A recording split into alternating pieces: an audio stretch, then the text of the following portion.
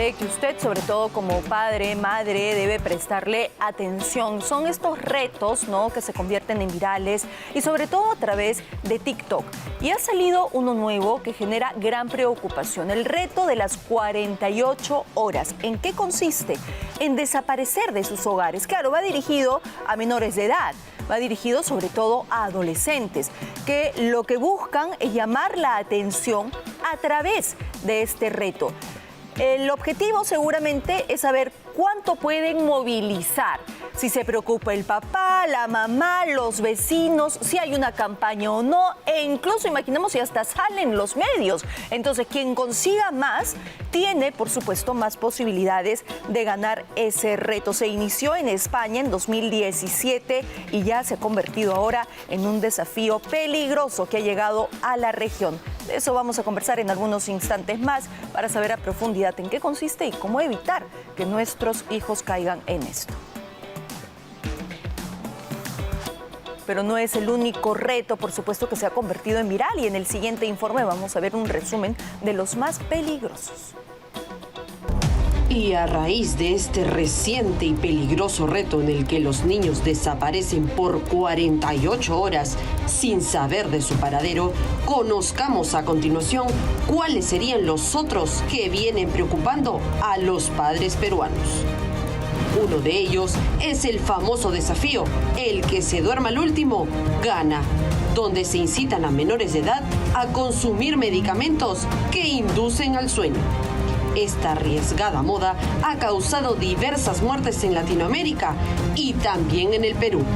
Otro reto divulgado en TikTok, no menos importante de mencionar, es cuando los escolares se empapan de alcohol para prenderse fuego en el cuerpo o en las manos con el objetivo de imitar a Goku. Ese es el caso de un niño perteneciente a un colegio de Inmaculada de Huamachuco en La Libertad. La inmensa llamarada alcanzó su cabeza. Lamentablemente, cada día con la ayuda de Internet se hacen más conocidos estos retos y los niños lo realizan y divulgan como si fuera algo rutinario. Sin embargo, hay que tomar conciencia de lo que está viendo su hijo y advertirlo de los riesgos que circula por toda red social, sobre todo en TikTok. Y a raíz de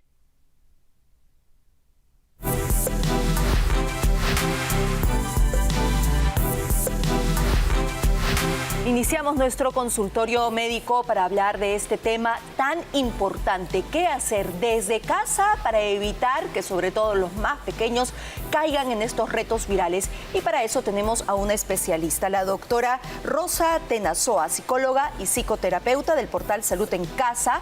Así que vamos a conversar con ella primero sobre lo riesgoso que significan los retos. ¿Por qué un menor, un adolescente sobre todo, quiere hacer estos retos, doctora? Bueno, primero, buenas tardes, gracias por la invitación. En realidad muy importante este tema y por qué quieren cumplir estos retos. Si hablamos específicamente de los adolescentes están pasando por una etapa de cambios. Entonces, también una etapa de maduración a nivel físico, biológico y hormonal. Entonces, hay una serie a nivel interno de cambios que generalmente los hacen llevarse hacia una conducta mucho más impulsiva.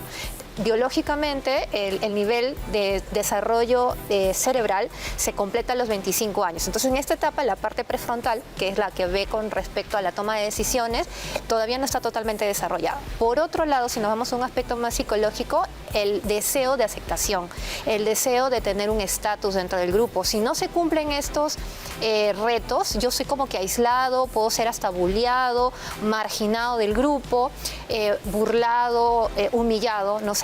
Y si los niños no tienen un adecuado soporte emocional en casa, familiar, una adecuada red, entonces, ¿de dónde consiguen la aprobación? ¿De dónde consiguen esos vínculos? ¿Dónde está el apoyo? Entonces, teniendo en cuenta que el contexto familiar son padres que están todo el día trabajando, que están, o algunos en los mejores de los casos, llegan, hay una nana o hay una abuelita, hay mucho vacío. y las redes sociales no van a desaparecer. La pandemia los llevó a consumir más redes sociales. ¿Por qué? Porque estudiaban a través de las redes o mantenían vínculos a través de las redes. Y entonces, ahora a muy temprana edad ya forman parte de las redes sociales, es decir, ya tienen Facebook, ya tienen esta cuenta en TikTok con la que empiezan a ver estos retos y a familiarizarse con ellos. Y es ahí donde viene el tema que conversábamos justo antes de entrar a la entrevista, de en casa. ¿Cuánto apoyo se le da a ese menor o a ese adolescente para que diga no a participar en un reto de este tipo? Todo depende de, bueno, no sé si realmente papá o mamá, pero quien esté en casa al cuidado de este pequeño o pequeña. Como comentábamos anteriormente, creo que hay dos temas muy importantes, ¿no? Por un lado, a veces cuando se habla de las recomendaciones, pensamos que hay como que una pastillita mágica para solucionar esto cuando tenemos que regresar a lo básico. Uno de los puntos importantes en esos temas es, uno, generalmente estos niños que buscan atención, mira la atención que están pidiendo. Tú estabas mencionando a la hora de la descripción, el nivel de impacto que tiene este reto es cuántos likes tuve, cuánta gente se movió, mis vecinos pegaron afiches, hubo una campaña, cuánto moví, cuánto le importo a la gente, cuánto le importo a la gente. Entonces, si yo necesito saber o mover cuánto le importo a la gente, es que no me queda claro que le importo a mis papás o que le importo a la gente que está más cercana a mí. Entonces, esa es una primera llamada de atención o una alerta. Otro punto es la comunicación. Yo realmente cuánto, como padre, conozco realmente a mi hijo. O sea, podemos de repente, en estos casos, hay muchas familias que están separadas o que solamente tienen a un solo padre y que de repente tienen visitas. En esos paseos son como que más grupales, ¿no? De repente son 2 o 3 niños y hay un niño de 10, hay un niño de 5, hay un chico de 15 y salen todos en bloque al cine o al bowling o a la actividad. Pero cada niño tiene una edad y una necesidad emocional diferente y una relación con el padre diferente, unas necesidades de preguntar, de cuestionarse, de formar un vínculo diferente. Entonces, si yo los meto todos en un bloque, no hay nada diferencial. Entonces, y los niños necesitan ese contacto de que yo les estoy dando un espacio. Entonces, si yo no tengo una atención diferencial, entonces, ¿qué busco? Mala atención. Pero de acuerdo a la necesidad que tiene cada uno de los menores. Y cuando escucho mucho, pasen tiempo con sus hijos, no es simplemente sentarse en la mesa y decir, ¿cómo te fue en el colegio? ¿Qué te hicieron los amiguitos? No, sino realmente la convivencia es lo que hace que se toquen diferentes temas y que salten, ¿no es cierto?, en el momento de después del almuerzo, después de la cena, etcétera, temas para hablar. Excelente. Me parece excelente este punto que has tocado porque esa era la otra reflexión. Mencionabas cómo podemos desarrollar el pensamiento crítico, el pensamiento reflexivo, pero es que si no pones temas a conversación, ¿cómo lo vas a ayudar a reflexionar esos temas? O sea, si les dices, por ejemplo, ahorita que están pudiendo ver esta entrevista de repente y es hora del almuerzo, ya se puede, esto pasa en tu colegio, ¿cómo lo vives? Si te pasara a ti, ¿qué harías?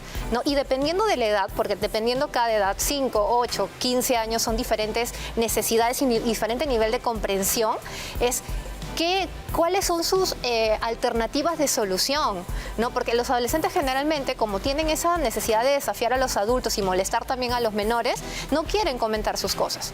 Entonces se los guardan, se generan en estados de ansiedad permanente. Entonces, ¿cómo yo como padre, o sea, quiero que ellos puedan resolver estas cosas, pero qué habilidades les estoy enseñando para poder solucionar conflictos?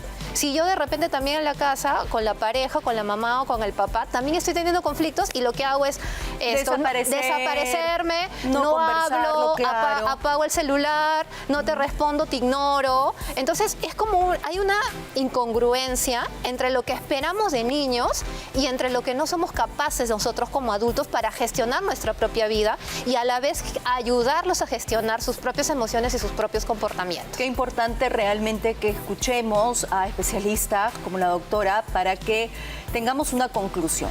Planteemos temas en casa, démosle alternativas de solución, qué puedo decir, cómo lo puedo decir, cómo me voy a sentir, pero cómo lo voy a enfrentar para salir de ese problema. Así que bueno, tengan esa comunicación siempre abierta en la familia. Si no está el papá, la mamá, que sea el abuelo, la abuela, el tío, la tía, pero alguien que realmente hable con esos menores. Doctora, gracias por haber estado con nosotros y por habernos hecho reflexionar sobre este tema.